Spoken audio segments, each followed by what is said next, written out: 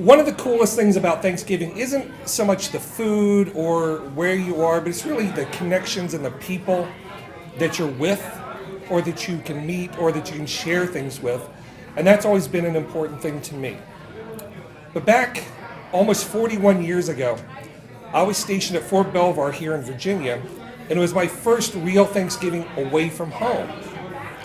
And one of the challenges of being in the military is you are separated from all the people that you know. You're really off by yourself, and during the holiday, lots of people will go out to other things and be other places, and so you're kind of stuck on your own. Well, when I was in the Army, I was a military police officer, and one of the things that I thought we'd be doing is, like, you're doing law enforcement. You're like writing tickets and pulling people over and pulling drunks out of the club or whatever. But one day in the morning formation, the platoon sergeant came out and said, "Who here knows how to swim?"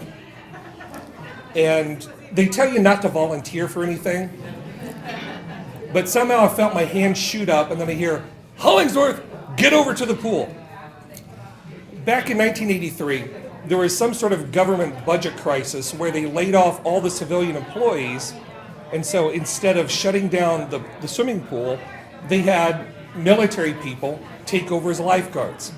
So instead of being a police officer, I was sitting in a chair, blowing a whistle, telling people not to run on the deck, one bounce on the diving board, and get off the rope.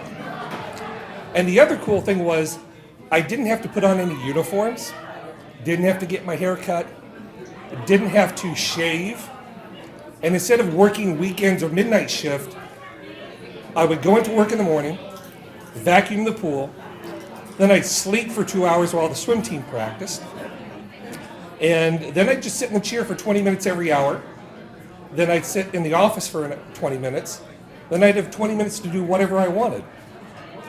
And I would get off of work at 2 o'clock, I'd be off the rest of the day, I'd be off every weekend, and it was like the best job I ever had. The unfortunate thing, however, was we were open on holidays. And on Thanksgiving Day that year, I had to work at the pool. We were open from 7 a.m. until 4 p.m.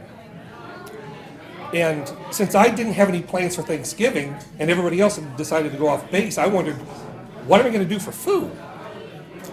Fortunately, the mess hall had a special Thanksgiving dinner. And the downside of it was you had to wear your dress uniform in order to be let in the door. So when I got off of work at 11:30, I sprinted back over to the barracks, up 3 flights of stairs, I put on my uniform, sprinted back down, and went to the door of the mess hall and started to pull it open. It was locked. I'm looking at there's a sign on the door, and it reads, "Thanksgiving dinner opens 12 p.m. I only had 30 minutes for lunch. So I run back in the barracks, take off my uniform, put on my sweats, run back to the pool, and go back to work. Well, I get off at 4, so I figured I'll run back before they close down. 4 o'clock comes, and now I'm starving by this point. 4 o'clock comes, I shut down the pool, lock the doors, turn off the lights, go sprinting back to the barracks, up 3 flights of stairs, put on my uniform, down 3 flights of stairs, and across the mess hall, run up to the door and grab it. It's locked. I read the sign further down, and it says, "Thanksgiving dinner closes 4 p.m. Shit. Well, now I've not eaten anything since the night before, because everything's closed, and it's not like today where everything is open.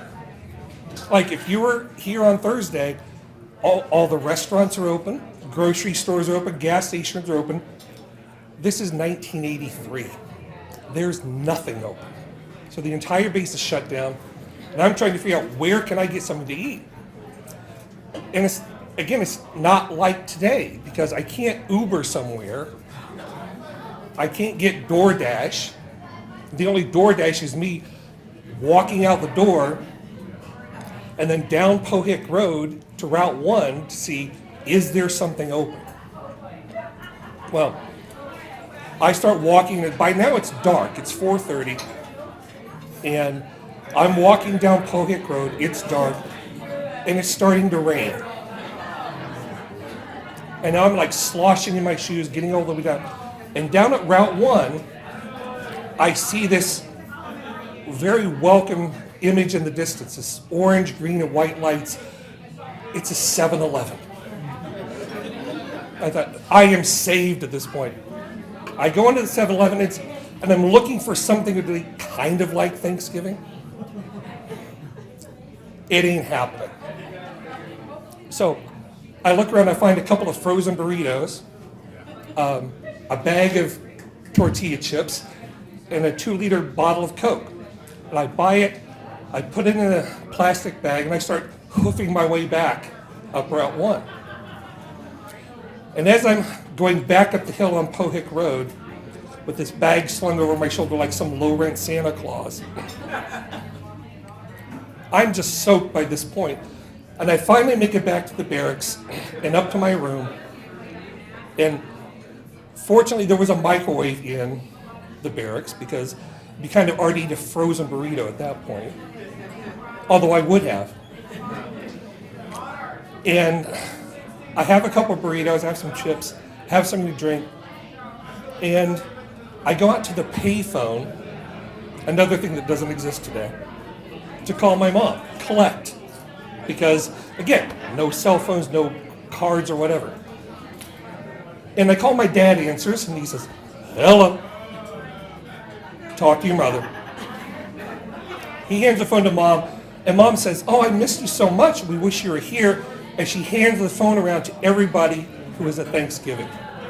So I get to, even though I'm hundreds of miles from my family, just separated from everybody, I get to make that connection and really talk with everybody that I miss. And even though I thought it was like the worst Thanksgiving ever, it's really one of the more memorable things for me, because no matter how bad or crazy or falling apart something may seem, with enough time and distance, you can look back on it fondly. Thank you.